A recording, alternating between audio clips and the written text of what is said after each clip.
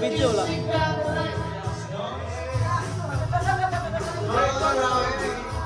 Hello, Merry Christmas! At sa Daddy Book. Hello sa inyong lahat dyan sa mga kababayan natin sa Pilipinas. Andito na naman tayo, JL in United Kingdom.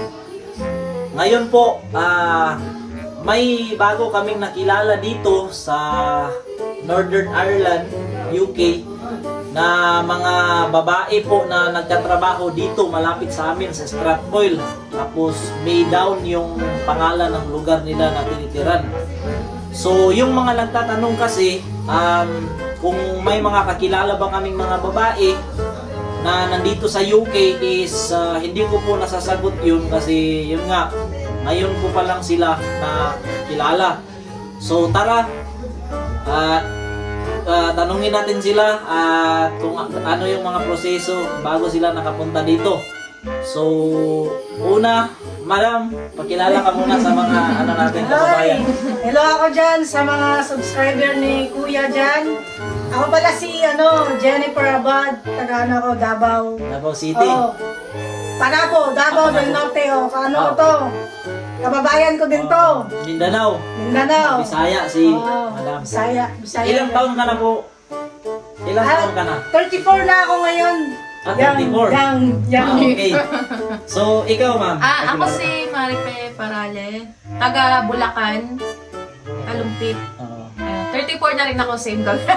Okay. Same kayo. Same age. Ma'am, ikaw ma'am. Ako naman si Rochelle Mingoy. 29, taga Nueva Ecija. Okay. So, ikaw yung mas bata sa kanila. Yeah. Bawas sila, same 34. Ngayon, tanungin natin sila, ano nga ba yung trabaho nila dito? So, ano ba yung trabaho niya dito, ma'am? Dito sa Strathcoyle? So, depende na kung sino. Oo. Kami po, gumagawa po kami ng car seat cover. Dito po sa Eglinton. Din kami, may agency din kami sa Pilipinas at bago lang po kami dito, 1 month pa lang. November. November. Oo. Tatlo kami nakuha at ito sila. Mga kasama ko na to sa dati kong pinagtrabahuan, mga friends ko na talaga to. So, ibig sabihin, saan kayo nagtatrabaho noon? Na nagkakasama kayo? Way back 2016. Sa Japan kami. Galing kayo, Japan? Japan kami nagtrabaho. Kaya mabilis kami nahugot. Hindi na nga kami na-interview eh. Hindi na kami in-interview ng employer. Hinugot na kami. May experience na. Oo, may experience. Ilang taon kayo doon sa Japan?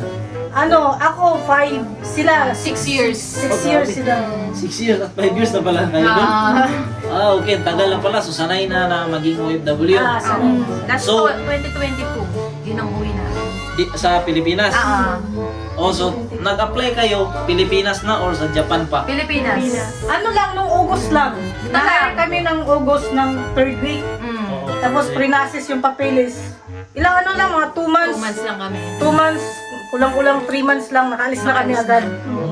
Okay. Ang bilis lang talaga. Okay, so bilis lang talaga, no? So, yung trabaho nila, ulitin ko lang mga boss para malinawan kayo. Upholstery, yung mga car seat ng sasakyan. Diba yun yung mga leather, mga leather seat. So, anong ginagawa nyo dun? Parang Assemble kami. Nag-assemble kami ng ano. Ganun. Tapos binibigyan lang kami ng pinatawag ng parang schematic. Oo, pattern. Kami na bahala doon paano gawin. Basta iwas lang sa malik kasi leather yun eh. Bawal sa malik. So, kumusta naman? Mahirap ba or ano yung kanya experience? Mahirap ba ang trabaho or mabilisan? Mahirap na madali. Siyempre sa una kasi bago pa lang Oo, sa experience oo. namin yung car seats eh. Oo. Kumpara sa tinatahi namin sa Japan na mga malalambot na tela, yung kasi leather mabigat. Okay. So, yun. At nung sa Pilipinas kayo, tanong ko lang para magka-idea yun naman yung mga kababayan natin. Lalo na sa mga kababaihan dyan na nagtatanong nga, yun nga, ito na interview na tayo, may naka-interview na tayo na mga babae na nagtrabaho dito. So, nung nag-apply kayo sa Pilipinas, pwede ba nating i-share sa kanila kung ano yung agency nyo dun sa Pilipinas? Yung agency po pala namin ay Sky High Manpower Recruitment. Diyan lang yan sa May Quirino. At talaga sila, nagpapaalis talaga sila dito sa UK. Halos lahat nila UK. Sky High, Sky High. may ano sila, may page din sila no, sa sa Facebook. Facebook, Makikita ko yan, Sky High Manpower. Saan nyo nalaman yung agency nyo, ma'am? Sa Facebook lang. sa din. Facebook o sa kaibigan? Hindi. May Yung nag-invite sa inyo na ito, applyan nyo. yung kapitbahay kasi namin, pinsan niya, may ano din sila dito yung parang agency counterpart ng ano. Okay, so Okay. yun. Sa kapitbahay namin, nag-post siya, nakita ko. Tapos sabi, nung nakausap ko kung pwede ba ako doon, daw. Tapos naghahanap pa sila, baka daw meron pa akong mga kakilala na pwede ko kaya mag-apply. Sakto. Okay. Sakto, kay marami akong mga kasama dati sa Oo. Japan. Saka Kaya yun. yun. So yun, Okay. Search nyo sa Facebook, yung check nyo if ano yung mga hiring nila. Sky High Manpower, nandyan yan sa Facebook page. Search nyo lang. So, wala namang mga placement fee, di ba? O meron kayong nabayaran sa Pinas? Wala naman? Meron kami yung processing fee ng agency. Meron. Okay. Processing siya. Sige. Normal naman yun kasi may yung pagpaprocess para sa mga papilis nyo, di ba? So, ngayon, ano ba? Magkano? Okay. Pwede ba nating i-share sa kanila if sa trabaho dito, wag muna. Kung magkano yung placement? Yung processing. Pwede Para ba may nating, idea. i-share sa kanila. if Okay lang ba? ano yung placement. Yung processing fee. Okay lang. Doon sa yung processing fee na inano ng agency kasi na binayaran namin yon after na kami magkabisa. Okay. So nasa 20,000 lang, maliit lang na ba? So after na kayo magkabisa, Tsaka saka pa kayo pinabayad? Bayad. Okay. Makaalis na talaga. Tsaka may yung mga naman, mga medical, yung IELTS, Talaga naman naman. talaga, normal lang naman talaga yun. Oo, kasi Sa inyo na yan. naman talaga tayo Hindi naman pagpunta masyado, dito. hindi masyadong malaki. So, how about ang duration ng processing nyo? Madali lang, mga ilang months lang. Kasi nung nakumpleto namin yung papeles, yung duration, nagka-holiday kasi dito eh. Dapat siguro okay. mga 2 months lang. Makakaalis na sana. Makakaalis na sana kami noon. Oo. Ngayon, nagka-holiday. Yung COE namin, Na-delayed, medyo na-delayed. na-delayed kasi dito. Oo. So, yun, sa 3 months. 3 months. 2 to 3 months. So, nakarating na sila dito, mga boss.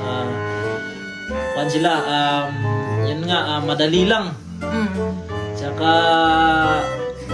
yun na, sila dalawa, 34 na. Tsaka si ma'am, 29. So, yung mga nagbabalak na mag-UK dyan, maging inspirasyon sana sa inyo to, sila madam, kasi galing Japan, tsaka ngayon nakarating na dito sa UK.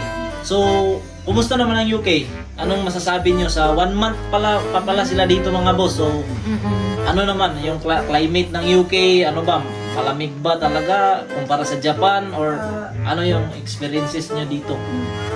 Ay, sa amin doon sa Japan, talagang yung UK doon, yung buhos doon, nag-snow, sobrang kapal. Sa Japan, Oo, malamig. kasi lang kami ng Aomori eh. Malapit lang kami sa Omori. Yung Omori yung pinaka ano sa buong mundo. Yung ano ng snow. Malakas sa Oh, snow. Kaya kumbaga, kami, snow. Sobrang kapal. Malabundo. Oo.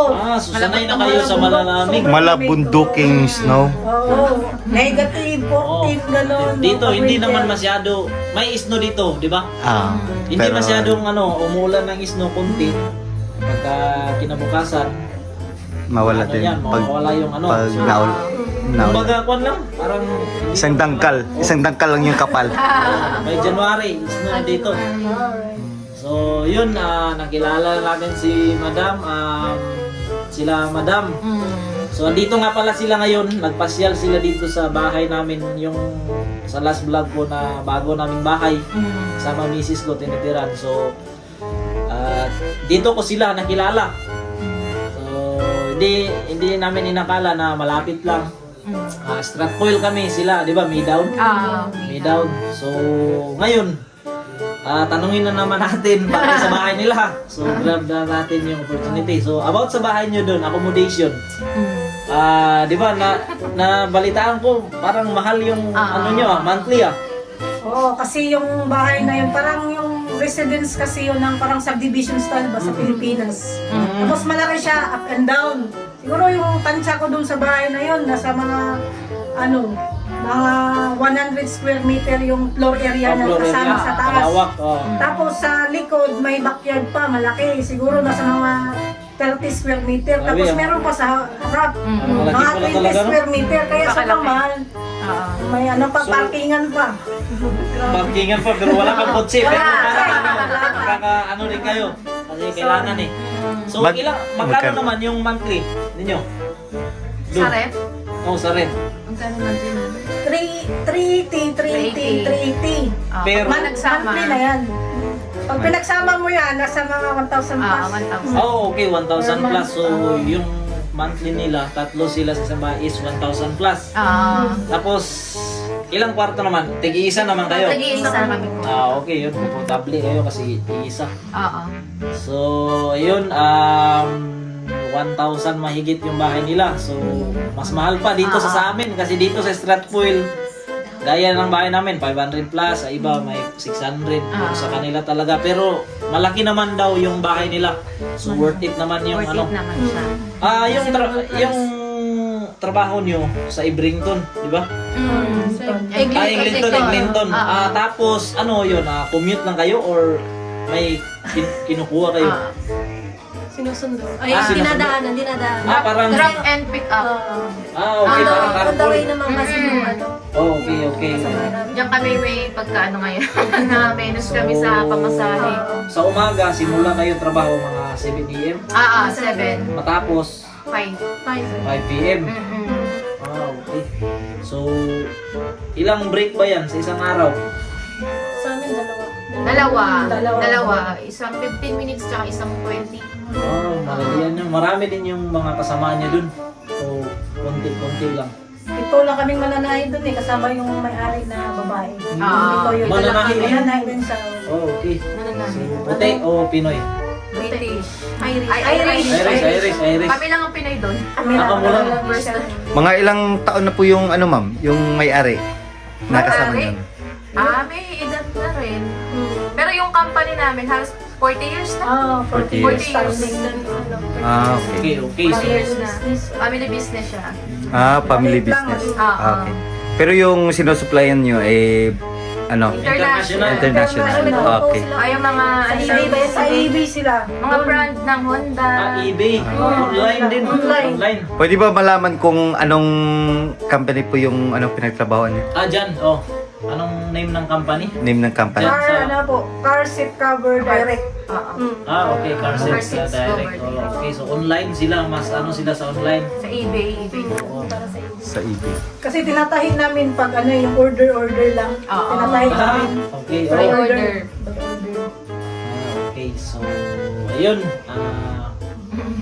So ngayon, tanungin anuin naman natin sila. Hingin namin natin sila ng message para sa mga aspiring natin na kababayan na nangangarap na maka UK. Ikaw muna, madam. Ay, sa mga kababayan ko dyan, Iloilo ako dyan. Shout out tayo dyan ha, Kuya rin. dyan Ay, shoutout. sa mga Bisaya dyan, mga Tagalog. Oo. Yung mga ano pala gusto pumunta dito, mag-try lang talaga kayong mag-apply. Kasi kami, nag-try lang din kami at nakuha. Dito naman sa UK, hindi sila gaanong mahigpit. Basta makakuha ka lang ng employer. Tapos syempre sila nang bahala sa mga visa, mga ganyan. Tapos dito muna babayaran. Kaya sa pera, kahit may mga 50k ka na hawak, pag may employer ka na, pwede ka na makapunta dito. Panalo na. So, yun, madam, Same din. bigyan naman natin sila ng konting inspirational message. Basta huwag kayong sumukong magpasa lang ng mga resume, try lang ng try, kasi di ba, para sa inyo naman ibibigay naman yun. Kami rin, marami rin kami napasahan ng resume, pero sinimarte kami. Oo. Kaya malaking pasasalamat namin. Tsaka dasal lang kayo, dasal lang, darating din sa inyo. Yun lang. So, lastly, si Madam, inspirational message Same sa din. mga viewers at mga kababayan natin. Same Konti din. lang, kahit konti lang. Na mai-ano mo sa Na ano kanila, lang, may papayo. Pagka talaga gusto niyo mag mga ibang bansa, Bansa, ganyan sa ano lang kayo, try lang na try gaya ng sabi nila. Apply lang kayo. Kasi kung para sa iyo talaga yan, bibigay sa iyo yan. Oo, tama talaga yan. Oo. Ah. So, ayun, lastly, isa-isahin natin sila kung may gusto silang i-shout out na individual na mga ano nila sa Pinas. Ito na yung pagkakataon. So, ikaw muna, ikaw muna. Mayong buntag. Gabi sa mga, kung ano ka, mga kalahin ako mga Bisaya. Nanaw ni siyo kira dahil, labi kayo. Labi kayo. Ikaw muna. Shoutout sa mga taga Bulacan, mga kababayan ko dyan sa Kalumpit. Iyon, ingat kayo. Tsaka sa mga katrabaho namin dati sa Japan. Yan. Musta kayo dyan? Apply na kayo dito. Susunod na Ingat, yun sunod sila. na sila. Ikaw, madam, may shout out ka ba mga family, related friends, or Friends. makikita nila to eh? Shout out sa mga taga Nueva Ecija, sa family and friends ko. Tapos sa sa mga katrabaho namin sa Japan. Ayan. Pati sa dati namin kasama sa Japan na nasa Finland na ngayon. Sa Finland. Nasa Iba. Poland. Tsaka sa Poland. So, Kamusta kayo dyan, mga friends palang namin yan? iba, kasama Iwa-hiwalay niya. na kami. Poland, Finland. Grabe, no? Parang yung Japan kasi, parang naging Stepping stone namin. Kasi sa Japan walang PR eh. Oh, yun, oh, yun lang. Yun yung hinahanap namin eh, kasi tumatanda na kami. Yun lang talaga. Oo. Okay, so mga boss, so yun, nakilala na natin silang tatlo. So hanggang dito na naman tayo. Tatapusin na natin yung another video natin. So hanggang sa susunod na naman natin ng mga video. Maraming salamat po. Salamat. Yeah. See you! See you. Okay, thank you, thank you.